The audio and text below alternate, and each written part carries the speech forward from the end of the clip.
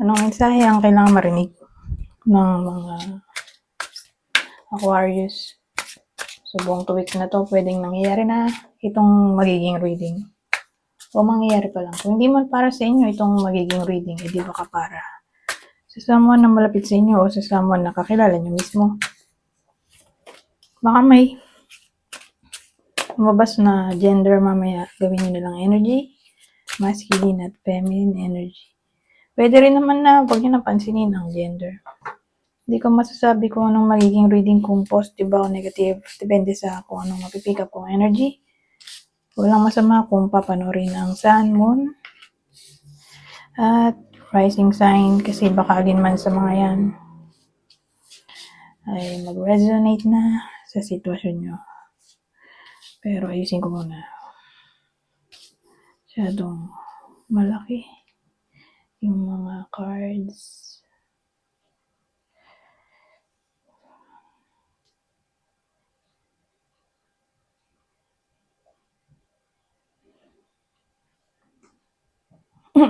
Okay, magsimula na tayo. Ano meron dito? 8 of Cups yung dulo. Bakit 9 to? Ano?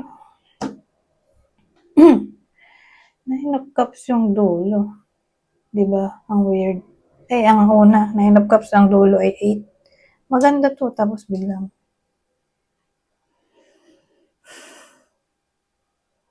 biglang 8. Ano yun? Wish?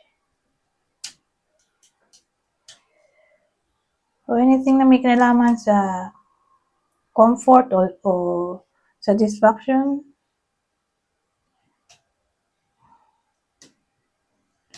Commitment. Anong kadalasang commitment to? Career ba to? O relationship na para nagbabalan siya dito, nagja-juggling. So, pag sinabi mong juggling, ayan o. Nagsasabay niya yan. Kaya nga juggle eh. Sasabay niya yung hawak-hawak niya. Kaya lang, di ba dalawa to? Pinagsasabay niya. All at the same time. Since 8 of Cups to, alam na niya kung sino yung valuable dyan o important o priority. May kailangan siyang let go. Ang tanong, ano to?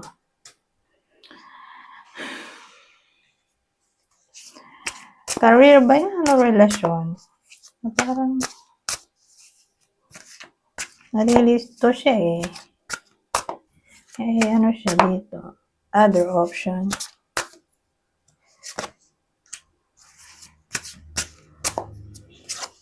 Tarot. Ay! Nako. Mayroon na tayo. Senyalis na oh. Dito yung ano.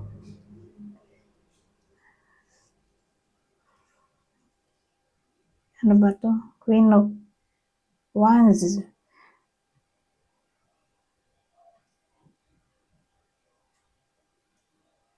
Tower oh. Na-shaken up yung pundasyon. So, iniisip ko, ano nga ba yan? Career o relasyon? Kasi may mga cups, may ano tayo, family to.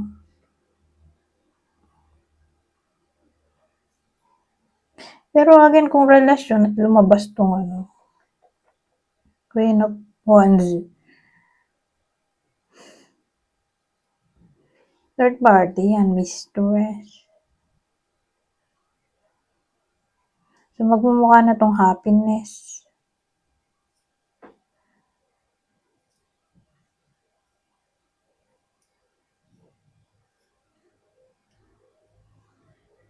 O ito ay sudden change.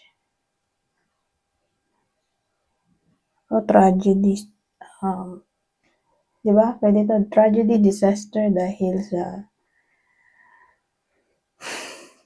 mistress. Kasi wala naman tayong clue dito ng career eh. Ito nga, family. So, pamilyado siguro yung ano, bida dito. Iiwan niya yung pamilya niya para dito sa mistress. Pero kung pamilyado, hindi sila kasal. Doon tatama to para meron kayong clue kung sa inyo ba itong reading o doon sa kakilala nyo o idol nyo. Na yun nga, may pamilyado pero di kasal. Tapos maghihiwalay sila dahil sa kabit.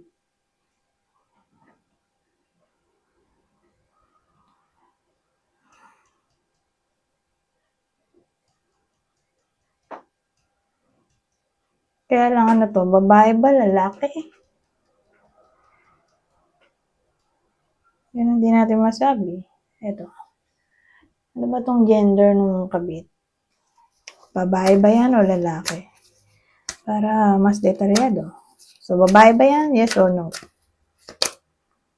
Maybe. Oh my God. Baka LGBTQ to. Kasi narito ako, sabi maybe. Hindi, kahit ito, hindi niya alam kung anong gender nito. Teka, ito na last na to.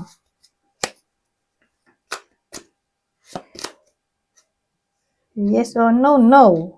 Pwede lalaki. So again, pwedeng LGBTQ o lalaki. Itong other man. So, ibig sabihin, bida natin lalaki. Kasi may other man yung babae. So again, pwede rin LGBTQ to. Reading. So, kunin nyo lang yung info na sa tingin nyo ay fit sa inyo. Whether nangyayari na to o mangyayari pa lang. Pero kung nangyayari na to, eh separated o separated pa rin sila sa 2 weeks na to. Sa 2 weeks lang kasi, yun lang naman period natin, di ba? 2 weeks.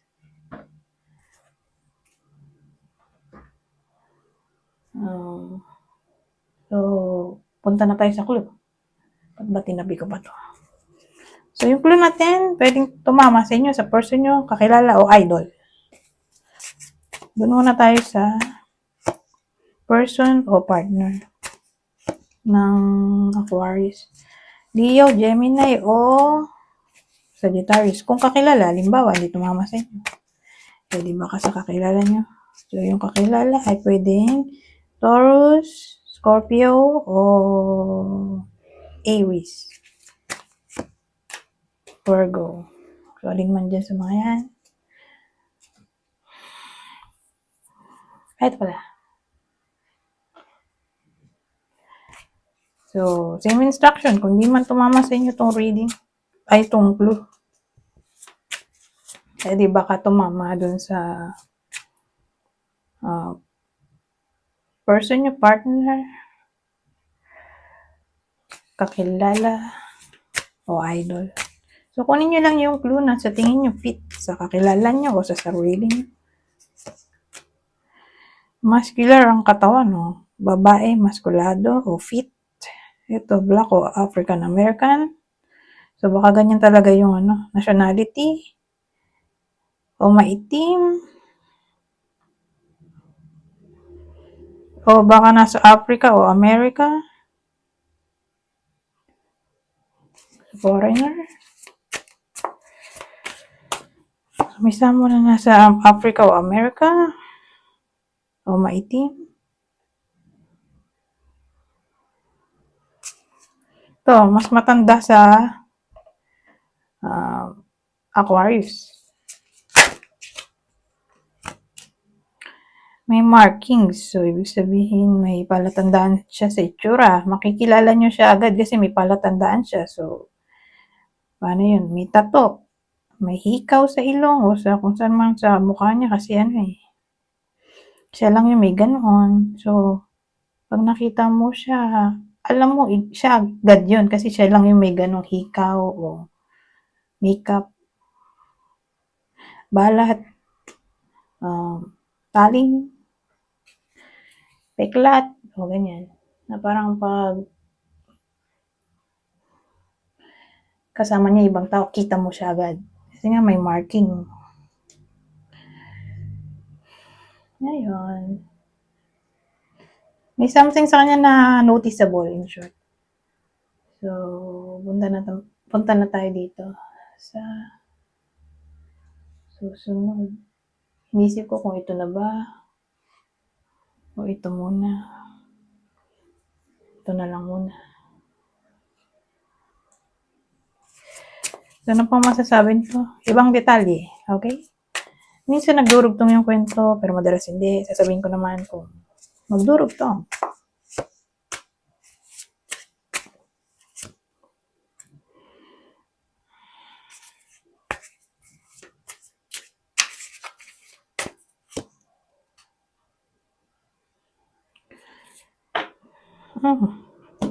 Ito. Ano yan?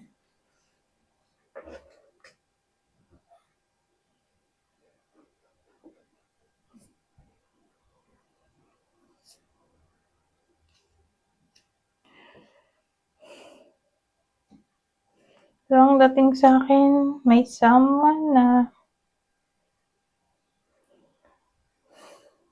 uninspired.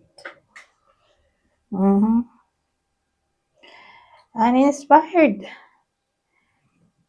Kasi hindi sila nag-uusap ng taong interesado siya. At ito, nahirapan siya, oh. Na-stress siya. Ngayon, paano papasok to? Itong 8 of Cups natin bumaliktad.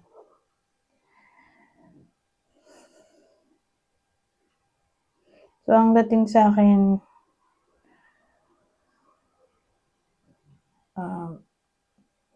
hindi niya alam kung magbabalik pa ba tong taong nawala sa buhay niya, na hindi na niya nakakausap o ayaw siya kausapin. Hindi siya sure. O pwede rin naman kinausap niya, kaya lang di nag-reply. So ngayon, nag-iisip siya kung magre-reply pa ba o hindi, kung may maasahan pa ba siyang reply o wala na. So yun yung dalawang possible scenario.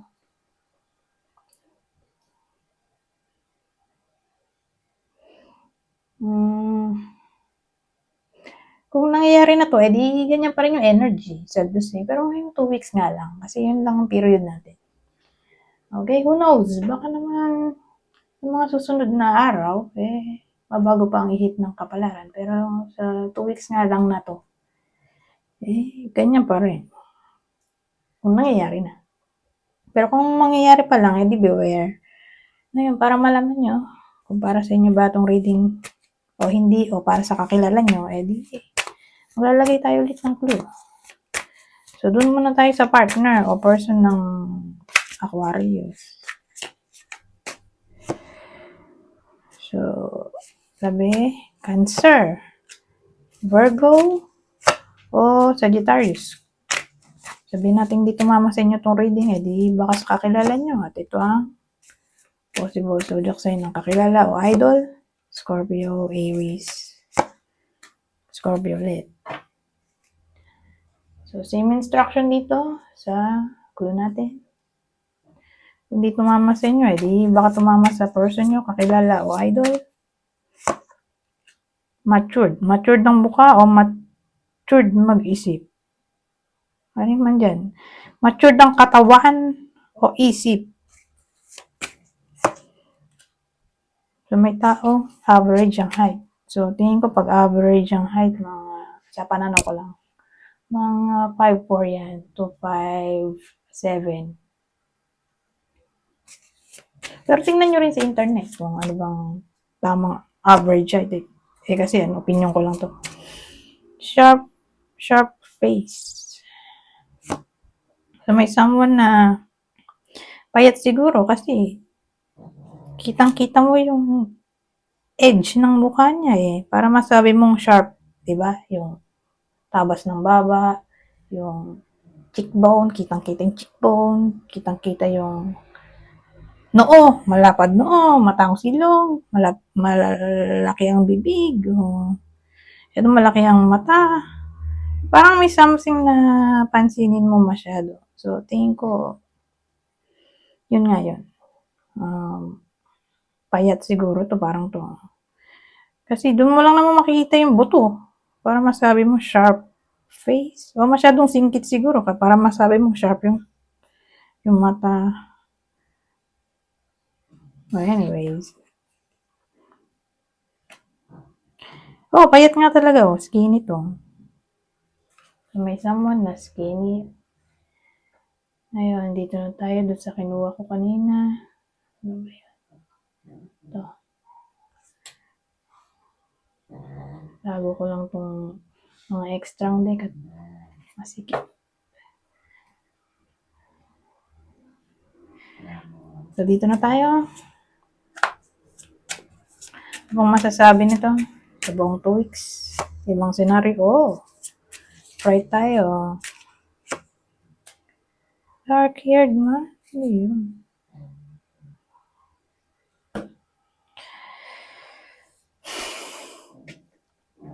So, ang dating sa akin, sa period ng 2 weeks, asahan natin ang change.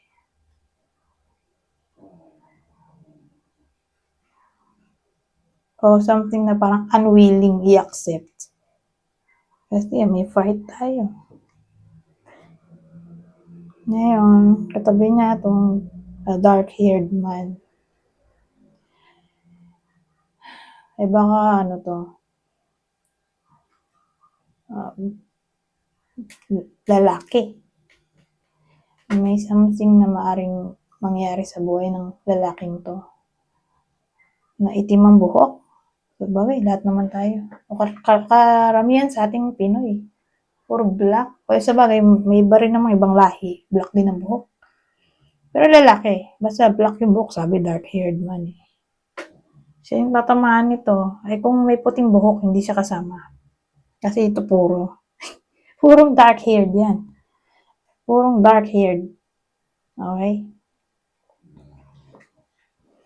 So, pag ganyan puro pang dark hair, eh wala pa yung 40. Sabagay, 30 ko nga, 30 lang. Nung nag-30, wala pa nga 30, puti-puti na buhok. So, depende. Siguro, sabihin natin, wala pang 40. O someone na wala pang puting buhok. Kasi papalo siya dito sa page. Page of swords. O page of clubs. Ay, clubs. Ano ba to?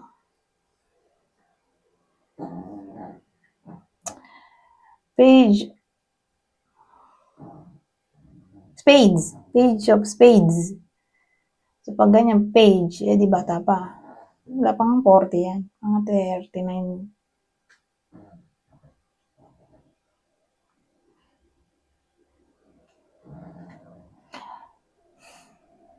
Mga teenager to. 29, mga 18 to 29 years old. Para sure. O, ayan. Para sure na walang puting buhok. Doon siya papalo. Okay, doon na lang yung age. May something na parang kagugulat niya dito at may fright. O sabihin natin may change nga na maaaring mangyari na hindi niya inasahan o ayaw niya tanggapin. O hindi niya matanggap for some reason. O hindi siya willing tanggapin. Pero actually, ibang case, baka tumama to sa mga taong may work, lalaking may work. So again, alin dun sa clue ko 18 to 29 years old, walang puting buhok, lalaking may trabaho. Iyan yung clue natin. Okay, dun tatama to. Yung fright o anything na may kinalaman sa change.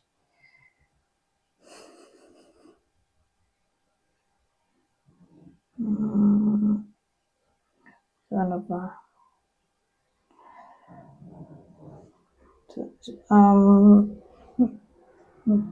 May something na mag-e-end. Kasi mukha tong death card, di ba?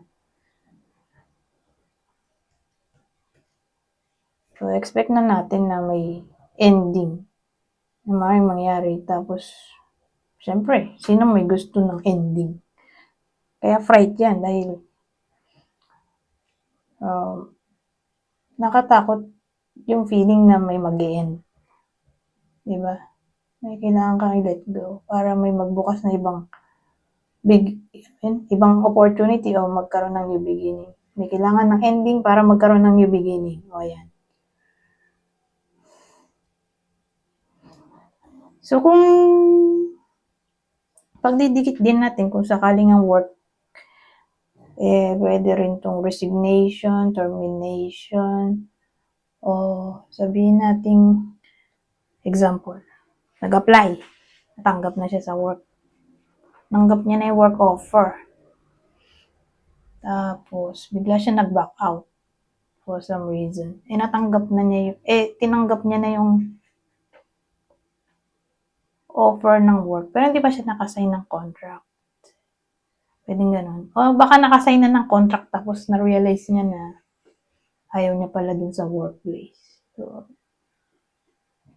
ganun yun ang feeling. So, maraming pwedeng idea dito.